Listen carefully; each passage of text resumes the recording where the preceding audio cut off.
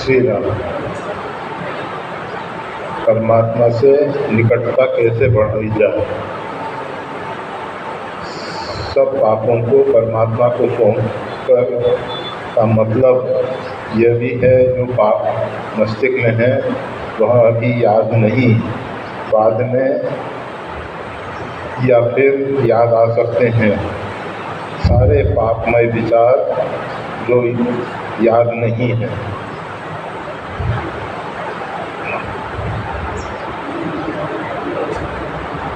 सर्वप्रथम परमात्मा से निकटता कैसे बढ़ाई जाए? परमात्मा अत्यंत निकट हैं, इतने निकट हैं कि हम और परमात्मा के बीच में कोई भेद है ही नहीं। जब दो बिंदु अत्यंत निकट होते हैं तो दो बिंदु नहीं रहकर एक हो जाता है। इसी प्रकार से जीवात्मा और परमात्मा ब्रह्म जीव एवं सहज संघाती। ये जीव जो है ब्रह्म के साथ, परमात्मा के साथ सदैव से रहा है, रहता है, रहेगा। परमात्मा कभी भी इस जीव का साथ नहीं छोड़ते हैं। जीव भूल जाता है मोह के कारण। ये जीव जो है परमात्मा को भूला हुआ है। मोह निशाचर सौवनहारा, देखहि स्वप्न अनेक प्रकारा। ये मोह रूपी रात्रि में हम सब सो रहे हैं और सोते हुए नाना प्रकार के स्वप्न देख रहे हैं। स्वप्न में ये सब संसार में जो कुछ घटनाएं घटित हो रही हैं ये सब दिखाई दे रहा है। वास्तविकता जागने पर मालूम होता है कि ना तो संसार में कुछ हुआ है, ना हो रहा है, ना होगा। केवल वो स्वप्न था, हम था। परंतु जब तक हम मोह रूपी रात्रि में सो रहे हैं, या निशा जागृति संयमी, इस मोह रूपी रात्रि में संयमी जो है वो जाग सकता है। संयम अर्थात संयम यह न विषय की आशा। संयम यह है कि जो 5 ज्ञानेंद्रिय, 5 कर्मेंद्रिय, इनके जो भी विषय हैं इनके आशा नहीं हो, इनसे हम सुखी हो जाएंगे। ये जो भ्रम है, हम सोचते हैं कि नाना प्रकार का रूप देख के, नाना प्रकार का संगीत वाद्य सुन के, अच्छी सुगंध देख के, अच्छा स्वाद लेके, अच्छा स्पर्श करके हम सुखी हो सकते हैं। हम सोचते हैं कि अमुक स्थान पे पहुंच जाएंगे, वहाँ सुखी हो जाएंगे। इस प्रकार के कर्म हमारे हैं जिससे हम सुखी हो जाएंगे। ये सब भ्रामक धारणाएं हैं, ये सब भ्रामक धारणा। सुखी नींद जहाँ नीर अगाधा, जिम हरि शरण न एकों बाधा। सुखी तो वह हो सकता है जो परमात्मा का आश्रय ले ले, जो परमात्मा के आश्रित है। जिस प्रकार से अगाध जल में मछली सुखी रहती है, उसी प्रकार से भगवान की भक्ति रूपी जल में ये जीव परमात्मा का आश्रय लेके, परमात्मा के लिए समर्पण करके सुखी हो सकता है। बिना परमात्मा के समर्पण के ये जीव ना तो वर्तमान में सुखी है, ना भविष्य में सुखी हो सकता है, ना भूतकाल में सुखी था। परंतु जब तक ये भ्रम बना हुआ है, हमारे मन मस्तिष्क में ये भ्रांत धारणा आ गई है कि ऐसा करेंगे तो हम सुखी हो जाएंगे, ऐसा करेंगे। प्राचीन इतिहासों को पढ़ने से, सुनने से हमारे यहाँ ये जो इतिहास और पुराण हैं इनमें बहुत अधिक प्रेरक प्रसंग दिए गए हैं। उन प्रेरक प्रसंगों को पढ़ने और सुनने से ये निश्चय हो जाता है कि परमात्मा की भक्ति के अतिरिक्त, परमात्मा के आश्रय के अतिरिक्त किसी अन्य साधन से, ना तो बहुत दान देने से, ना बहुत यज्ञ करने से, ना बहुत अनुष्ठान करने से कोई सुख हुआ, और संसार के कार्य करने से तो कोई सुखी हो ही नहीं पाता। आप सब प्रत्यक्ष देखते हो, धन उपार्जन में कष्ट होता है, धन के संरक्षण में कष्ट होता है, धन के नष्ट होने पर कष्ट होता है। तो तीनों स्थिति में, उपार्जन में, उसको रखने में और उसके नष्ट होने पर, तीनों स्थिति में जो कष्टदायक है उससे सुख की अपेक्षा करना, धन तो केवल धनाद धर्म, धन से धर्म हो वो तो अच्छा है, परंतु धन से कोई सुखी होने की बात सोचे वो संभव है ही नहीं। आज जो बहुत बड़े बड़े उद्योगपति हैं, जो बहुत बड़े बड़े पूंजीपति हैं, उन सब के पास धन की बाहुल्यता होने पर भी वो सुखी नहीं हो सके हैं। सुखी तो भगवान के आश्रित रहने वाला जीव ही है। तो इसलिए ये सब हम जो इतिहास पढ़ते हैं, सुनते हैं, हम ये जो आजकल स्कूलों में इतिहास पढ़ाया जाता है उसकी बात नहीं कर रहे हैं। हम उस इतिहास की बात कर रहे हैं। महाभारत, वाल्मीकि रामायण, ये सब इतिहास हैं। पुराण, 18 पुराण, इसमें भी ऐतिहासिक घटनाएं भी हैं। उसके साथ साथ पुराण का अर्थ ये होता है कि जिसमें ऐतिहासिक घटनाओं का वही वर्णन किया गया है जो हमारे जीवन में सुखदायी हो, जो दुखदायी प्रसंग हैं जिनसे हम प्रेरणा लेके गलत मार्ग पे जा सकते हैं, ऐसे प्रसंगों को अवॉइड किया गया है, छोड़ने की कोशिश की गई है, उससे बचने की कोशिश की गई है। कोशिश ये रहती है कि जिस भी प्रकार से हो सके जीवन में हमारे मानवता आए, हम सही जीवन जीने का ढंग सीखें, सही जीवन जीकर हम सुख और शांति पा सकें। तो परमात्मा तो निकट हैं, परंतु परमात्मा की निकटता कैसे बढ़ाई जाए? मोह रूपी रात्रि से जागने के बाद ही हमको मालूम पड़ेगा कि परमात्मा और हम दो नहीं, एक ही हैं, एक ही हृदय रूपी गुहा में एक साथ दोनों निवास करते हैं। परंतु जब तक हम सो रहे हैं तो उस स्वप्न में हमें नहीं मालूम है वास्तविकता क्या है। जब व्यक्ति स्वप्न में होता है अथवा प्रगाढ़ नींद में होता है, उसको नहीं मालूम होता है कि वो कहाँ है, किस गांव में है, किस नगर में है, वो सो रहा है, उसके पास कोई है या नहीं है, ये सब उसको नहीं मालूम होता है। तो हमको मोह रूपी रात्रि से जागने की जरूरत है। सब पापों को परमात्मा को सौंप कर का मतलब यह भी है जो पाप मस्तिष्क में है वह अभी याद नहीं, लेकिन बाद में याद आ सकते हैं, या फिर सारे पापमय विचार जो याद नहीं है। देखो, जब पाप को सौंपने की बात आती है, केवल पाप परमात्मा को नहीं सौंपा जा सकता। और अगर आप केवल पाप सौंपने की बात सोचते हो तो विचार कर लेना,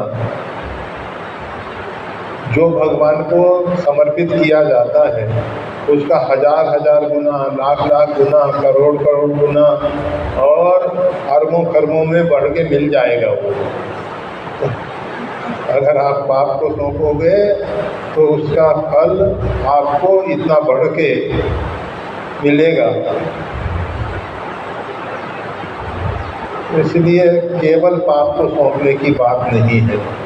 शुभाशुभ परित्यागी भक्तिमान प्रियो नरः, त्याग ही कर्म शुभाशुभ दायक। शुभ और अशुभ, पाप और पुण्य दोनों से ऊपर उठने की बात की जाती है। जहाँ ना पाप पाप है ना पुण्य पुण्य है, वो उस कक्षा में पहुँचने के लिए हमको साधना करनी होती है, जहाँ ना तो पाप पाप रहता है ना पुण्य पुण्य रहता है। ये दोनों सुनहुकात माया के गुण और दोष अनेक, गुणीय उभय न देखई तो अविवेक के कारण हमको ये पाप और पुण्य दिखाई दे रहे हैं। जिस प्रकार से सूर्य के कारण दिन और रात दिखाई देते हैं, सूर्य पृथ्वी के जिस भाग पे उसका प्रकाश पड़ता है वहाँ दिन की भावना की जाती है, और जहाँ सूर्य का प्रकाश नहीं पड़ता है, अंधकार होता है, वहाँ रात्रि का। तो इस प्रकार से सूर्य के कारण दिन और रात्रि का अस्तित्व बना है। एक ऐसा स्थान भी है जहाँ पर जाके देखो तो दिन और रात एक साथ देखे जा सकते हैं, तो समझ में आ जाएगा कि ये सूर्य का प्रकाश पड़ने वाला क्षेत्र है, ये सूर्य का प्रकाश न पड़ने वाला क्षेत्र है। इसी प्रकार से पाप और पुण्य ये सब माया के द्वारा दिखाई दे रहा है। जितने भी द्वंद्व हैं, सुख दुख, पाप पुण्य, दिन रात, साधु असाधु, जाति कुजाति, दानव देव, ऊंच नीच, माया ब्रह्म, जीव जगदीश, ये जितने भी द्वंद्व हैं ये सब माया के द्वारा दिखाई दे रहे हैं। विधि प्रपंच गुण अवगुण साना, विधाता ने अपनी सृष्टि में इस प्रकार से विस्तार किया है। द्वंद्वमय सृष्टि है, और हम किसकी आराधना करते हैं? द्वंद्वातीतम गगन सदृशम। हम उन गुरुदेव का आश्रय लेते हैं जो द्वंद्वों से ऊपर उठे हुए हैं, द्वंद्वों से अतीत हैं, परे हैं, और गगन सदृशम, आकाश के सदृश निर्लिप्त हैं। आकाश सब जगह परिपूर्ण होने पर भी ना तो किसी के पाप में लिप्त होता है, ना किसी के पुण्य में, ना किसी के सुख में, ना किसी के दुख में। इसी प्रकार से अगर हम ऊपर की कक्षा में पहुंच जाएं, जहां विधाता का प्रपंच हमको प्रभावित न कर सके, जब हम सद्गुरुदेव का आश्रय लेते हैं, उनकी शरणागति स्वीकार करते हैं और उनके बताए हुए मार्ग पर चलते हैं, तब हमारे जीवन में भी द्वंद्वातीत स्थिति पैदा होती है। हम द्वंद्वों से ऊपर उठ सकते हैं, और उस स्थिति में ही जीव जो है पाप और पुण्य से रहित हो सकता है। उससे पूर्व अगर वो सोचे कि हम पाप पुण्य से रहित हो जाएं, वो संभव नहीं है। और भगवान को त्याग ही कर्म शुभाशुभ दायक, शुभ और अशुभ कर्मों का त्याग करने की बात आती है। भगवान को तो आत्मसमर्पण कर देना है कि प्रभु ये जीव आपका है, और आपके द्वारा जो भी इस शरीर को निमित्त बनाकर कार्य लिया जा रहा है वो कार्य आपका ही है। जिस प्रकार से बंदूक की गोली से निकलने वाली गोली किसी व्यक्ति को मार देती है, फिर भी बंदूक अपराधी नहीं है। अपराधी कौन है? जिस व्यक्ति ने बंदूक चलाई है, वह अपराधी है। इसी प्रकार से ये जीव जो है निमित्त मात्र है। गीता में भगवान अर्जुन से कहते हैं, तू केवल निमित्त मात्र बन जा, तेरे को युद्ध नहीं करना है, तेरे को निमित्त बनना है युद्ध में। और अर्जुन उसमें अपने आप में कर्तापन का अभिमान लाता है। मूढ़ात्मा कर्ता हमिति मन्यते, ये मूढ़ जीव जो है अपने आप को कर्ता मानता है, और जब वो कर्ता मानता है तो कर्म के फल उसको भोगने पड़ते हैं। तो ये जो पाप और पुण्य की बात है, भगवान को सौंपने के लिए आत्मसमर्पण, अपने आप को सौंप दो, अपने अहंकार को सौंप दो। जीव धर्म अहमिति अभिमाना, ये जो अहम इति इस प्रकार का अभिमान है, इसको भगवान को सौंप दो, और फिर भगवान के दास बन के, भगवान के सेवक बन के, भगवान के यंत्र बन के, उमादार जोशित की नाई सभी नचावत राम दुखाई। भगवान शंकर पार्वती जी से कहते हैं कि जितने जीव हैं इन सबको परमात्मा कठपुतली की तरह नचा रहे हैं। तो हमको इस भाव को स्वीकार करना है कि हम तो परमात्मा की कठपुतली हैं। परमात्मा जिस प्रकार से हमको संचालित कर रहे हैं, चला रहे हैं, उस प्रकार से हम चल रहे हैं। हमारा अपना कुछ भी अस्तित्व नहीं है। कठपुतली अपने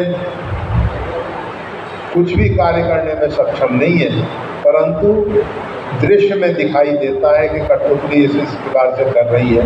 इसी प्रकार से जीवात्मा जो है कुछ भी करने में समर्थ नहीं है। परमात्मा की शक्ति सामर्थ्य से ही विषय करण सुरजीत समेता सकल एक ते एक सचेता सबकर परम प्रकाशक जोई राम अनादि अवधपति सोई।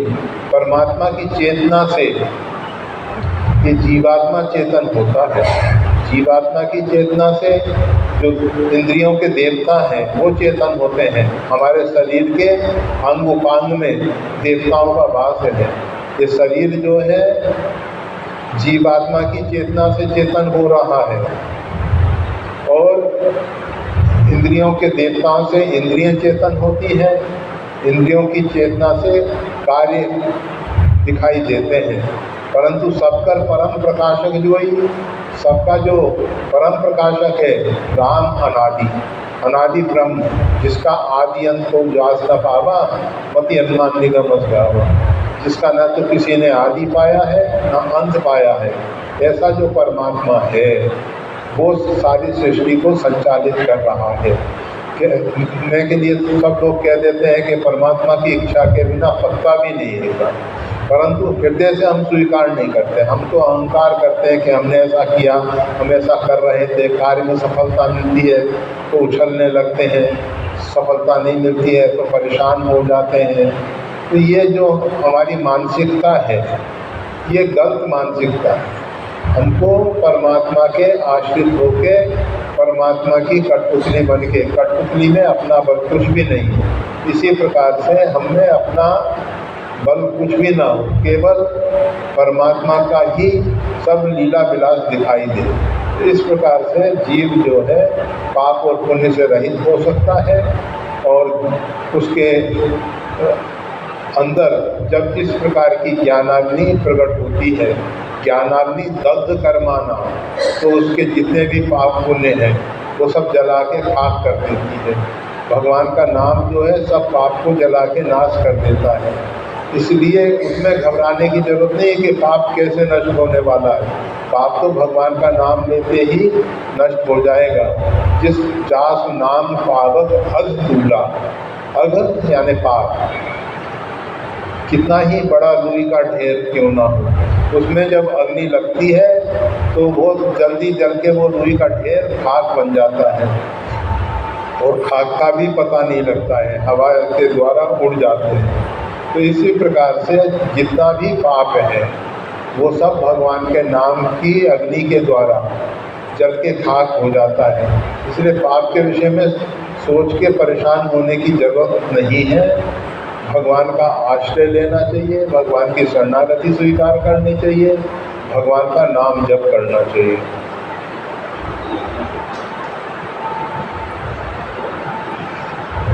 नमो नमो भक्त सुमाल, जाके सुनत महात्म नासक, उर झलकत राधा नंदलाल।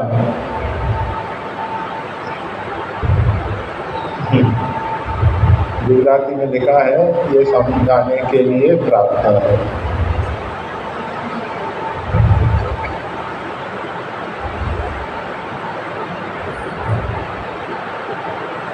नमो नमो भक्त सुमाल, भक्तों का जो चरित्र की माला है, सुमाल सुंदर माला, और जितनी भी तुलसी, रुद्राक्ष, कमलाक्ष, फटिक, शंख, ऊन और अनेक अनेक प्रकार की मालाएं हैं, परंतु भक्तों की जो माला है सुमाल कहा गया है। जैसे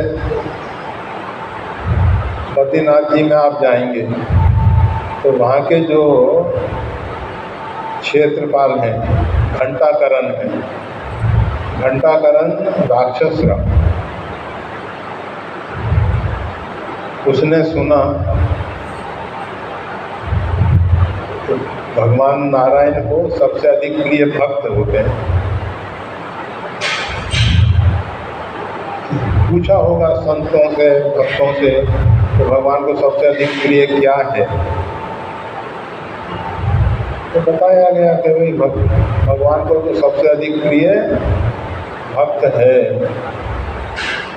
तो उसने अपना त्रिशूल लिया, एक भक्त बैठे हुए ध्यान कर रहे थे, उनके पेट में लगाया और कंधे पे रख के पहुँच गए, भगवान नारायण के चरणों में रख दिया। भगवान नारायण ने उसके भक्ति भाव को देख के कि देखो संतों के वचन में इसकी निष्ठा, और ये तो समझता नहीं था कि भक्त को किस प्रकार से लाके ये राक्षसी स्वभाव का अपने आश्रित प्रवृत्ति का जीव और ले आया इस प्रकार से। तो उस भक्त को तो भगवान ने अपना आश्रय दिया, उसको जीवन दान दिया, और उस घंटाकरण को अपना क्षेत्रपाल बना दिया कि भगवान के भक्तों का प्रवेश यहाँ जो भी इस क्षेत्र में रहें, भगवान की भक्ति करें, तो बद्रीनाथ क्षेत्र में वही रह सकता है जो भगवान की भक्ति करता है, और जो भक्ति नहीं करता उसको उस क्षेत्र में वो क्षेत्रपाल रहने नहीं देते। तो क्षेत्रपाल जो हैं देख लेते हैं कि कौन भक्त है कौन अभगत है। भक्तों को ही वहाँ दर्शन के लिए, अगर उसके अंदर भक्ति भाव नहीं है, दुर्भाव से वहाँ पहुँचा है, तो वो मंदिर में नहीं जा सकेगा, दर्शन नहीं कर सकेगा। बाहर ही उसको कुछ इस प्रकार का अटैक आ जाएगा, कुछ हो जाएगा, समस्या बन जाएगी, तो तुरंत उसको वहाँ से नीचे ले जाना पड़ेगा। और जिसके अंदर भगवान के चरणों में प्रेम है, अनुराग है, भक्ति है, ये तो हम ये बता रहे थे कि भक्तमाल का अर्थ ऐसा नहीं समझ लेना कि भक्तों के अंदर छेद करके इस प्रकार से माला बनाई गई। ये जो भक्त सुमाल है, श्री नाभा स्वामी जी ने अपने सद्गुरुदेव के आदेशानुसार, श्री नाभा स्वामी जी, इनका नाम तो नारायण दास था, परंतु गुरुदेव श्री अग्रदेव जी महाराज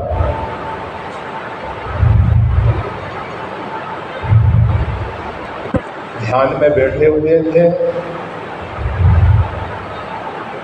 वैसे इनका चरित्र तो बहुत विस्तार से है, अभी भक्तमाल गाथा सीरियल चल रहा है कर्णादास जी के द्वारा, आप सब यूट्यूब पे और निम्बार के चैनल इत्यादि पे देख सकते हैं। उसमें ये सब चरित्र थोड़ा समझाने की कोशिश की गई है, थोड़ा विस्तार से दिया गया है, हम तो संक्षिप्त में थोड़ा सा उसका स्पर्श कर रहे हैं। तो नाभा स्वामी जी जो हैं जन्म से जन्मांध थे, देख नहीं सकते थे। जब अग्रजी महाराज और कील जी महाराज मिले तो दो संत महापुरुषों की कृपा करना से इनको दृष्टि प्राप्त हुई, देखने की शक्ति सामर्थ्य मिली। गुरुदेव के आदेशानुसार, श्री अग्रदेव जी महाराज के आदेशानुसार इन्होंने संतों की सेवा, और संतों की सेवा में संत जब भोजन प्रसाद पाने के लिए जाते थे तो उनका प्रक्षालन करते थे, चरण होते थे, और उसके उपरांत वो जो चरणोदक है वो स्वयं पान करते थे। और संत जब प्रसाद पा लेते थे तो उनका जो शीत प्रसाद है वो प्रसाद रूप में ग्रहण करते थे, और अवकाश के समय में, शेष समय में गुरुदेव की सेवा में समर्पित रहते थे। तो गुरुदेव ध्यान में बैठे हुए थे और गुरुदेव जी महाराज ध्यान में बैठे हुए थे। भगवान की मानसिक पूजा चल रही थी।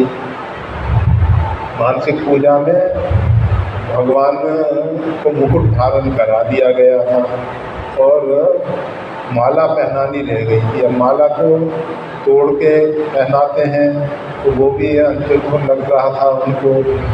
सीधी माला पहनाई नहीं जा सकती, मुकुट को उतारना उस समय वो भी समझ में नहीं आ रहा था। तो वो जरा इसी विचार में डूबे हुए थे गुरुदेव। उसी समय किसी भक्त का जहाज, वो व्यापारी था और व्यापार के लिए बहुत धनराशि लेके उस समय सोने चांदी के सिक्के इत्यादि, रत्न इत्यादि इनके द्वारा व्यापार होता था। तो वो सब लेके चला जा रहा। जल में चक्रवात, साइक्लोन, तूफान आया और उस तूफान के आने से जहाज डगमगाने लगा। तो उस भक्त ने अपने गुरुदेव का स्मरण किया। गुरुदेव ध्यान में बैठे थे तो ध्यान में थोड़ा विक्षेप हुआ। जब ध्यान में विक्षेप हुआ तो नागा स्वामी जी जो पंखे से गुरुदेव की सेवा कर रहे थे, जिससे कि गुरुदेव के पास मक्खी मच्छर ना पहुँचे, गुरुदेव को गर्मी ना लगे, इस प्रकार से पंखे से धीरे धीरे हवा कर रहे थे वो। उनको मालूम पड़ा कि कोई भक्त इस प्रकार से गुरुदेव को पुकार रहा है, रक्षमाम रक्षमाम, रक्षा कीजिए रक्षा कीजिए। तो उन्होंने पंखे की हवा से ही उस जहाज की रक्षा कर दी और गुरुदेव से निवेदन किया कि गुरुदेव आप तो ध्यान कीजिए, जिस भक्त ने आपका स्मरण किया है, जिस उद्देश्य से स्मरण किया गया है वो उसका कार्य कर दिया गया।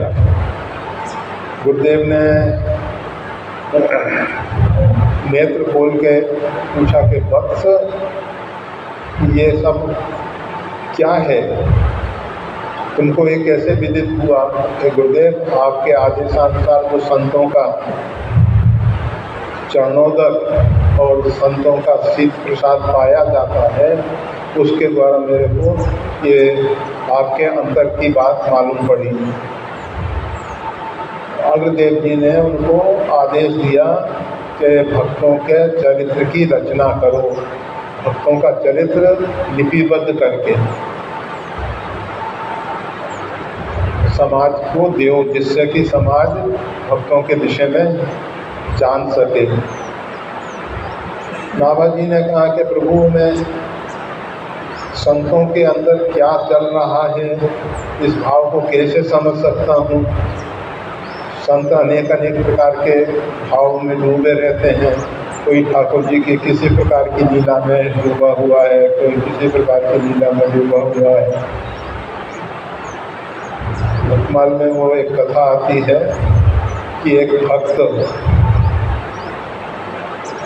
रोज ठाकुर जी की सेवा पूजा करते थे और ठाकुर जी का ध्यान करते थे। ध्यान में उनको ठाकुर जी की लीलाओं का दर्शन होता था।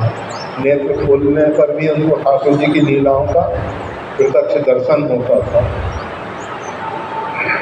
एक दिन अचानक ऐसा हुआ कि उनको ध्यान में ठाकुर जी का दर्शन होना बंद हो गया। बहुत दुखी हुए कि क्या कारण है, किस कारण से ऐसा हो गया है। गुरुदेव के पास गए, गुरुदेव से निवेदन किया कि प्रभु मैं नित्य प्रति ठाकुर जी का ध्यान में दर्शन लाभ लेता था, परंतु आज मेरे को बहुत कोशिश करने पर भी ठाकुर जी का दर्शन नहीं हुआ। गुरुदेव ने कहा तुमने किसी भक्त का अपराध किया। भगवान जो है निज अपराध रिसाई ना करो, अपने अपराध से कभी नाराज नहीं होते, परंतु जो अपराध भगत कर करई राम रोष पावक सो जरई। जो साधु अवज्ञा तुरंत भवानी कर कल्याण अखिल के हैं।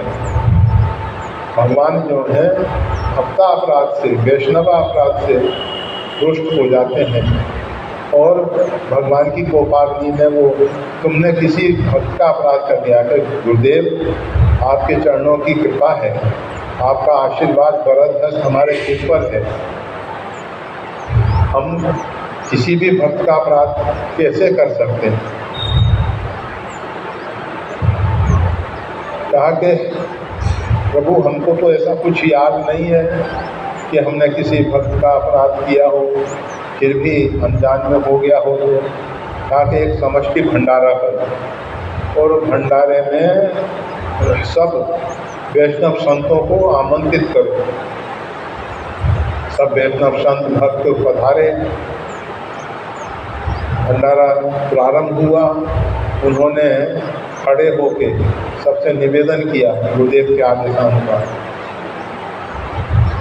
संत भगवान मैंने जान में अनजान में अगर कोई भी भूल की हो, अपराध किया हो, तो आप कृपा करके मेरे को क्षमा कर दें। तो एक विकलांग संत थे जिसको आज लोग दिव्यांग कहते हैं।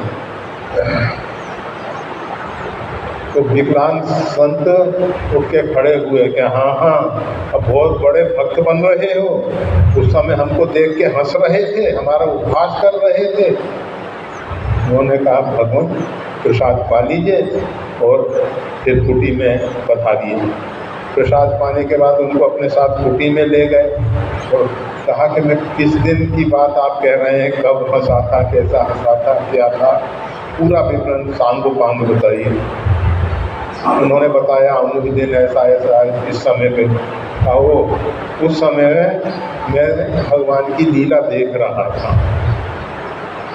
मैं भगवान की लीला देख रहा था। उसमें राधा रानी जो है फूल उतारने के लिए वृक्ष की शाखा को पकड़ना चाह रही थी, परंतु उनका शरीर का कद जो है उतना छोटा था। तो भगवान ने उठा के उनको ऊपर किया और ऊपर करने के बाद राधा जी ने एक हाथ से शाखा पकड़ ली, एक हाथ से फूल उतारने शुरू किए। तो भगवान ने नीचे से छोड़ दिया उनको। अब वो राधा जी ऐसे लटक के रह गई। तो मेरे को हंसी आ गई थी उस दृश्य को देख के। और हो सकता है उस समय आप सामने से निकले हो तो आपको ऐसा लगा हो कि मैं आपको देख के हंस रहा हूँ, मैं आपको देख के नहीं हंस रहा। जब विकलांग संत को मालूम पड़ा कि ये तो इतनी उच्च कोटि के महापुरुष हैं, तो उनके हृदय में कि मैंने ऐसे संत के प्रति कैसा दुर्भाव ले आया, और उन्होंने उनके चरण पकड़ने चाहे, दोनों हृदय से मिले और फिर दोनों के अंदर से ग्लानि दूर हुई। उसके बाद उनको ठाकुर जी की लीलाएं फिर हृदय में फिर दिखाई देने लग गई। तो कहने का मतलब ये है, संत कब किस भाव में हैं हम नहीं समझ सकते हैं, हम नहीं जान सकते हैं, नहीं देख सकते हैं। नाभा जी ने गुरुदेव से निवेदन किया कि मैं संतों के भाव को नहीं जान सकता हूँ। कहा कि जिस प्रकार से तुमने मेरे नाभि की बात जान ली, इसी प्रकार से संतों का शीत प्रसाद और चरणामृत, संतों के विषय में जो उनकी गोपनीय लीलाएं हैं, उन सब के विषय में भी आपको बताएंगे, आपके हृदय में प्रकट होकर सब रहस्य खोल देंगे। तो नाभा स्वामी जी ने भक्तमाल की रचना की है। जाके सुनत महातम नासत, जाके सुनत, जिस भक्तमाल की गाथा को सुनने से जो महान कम है, महान अंधकार, कम यानी अंधकार, कौन सा? मोहन रूपी अंधकार, वो दूर हो जाता है, वो दूर हो जाता है। और इस महा अंधकार के कारण ही, इस महामोह के कारण ही हम अपने हृदय परमात्मा को नहीं देख पा रहे हैं। और झलकत राधा आनंद लाभ, और हृदय में राधा जी, श्री राधा जी आदिशक्ति भगवती जगदम्बा और नंदलाल परिपूर्णतम ब्रह्म का साक्षात्कार होता है। तो इस प्रकार से भक्त मार्ग की महिमा कही गई है।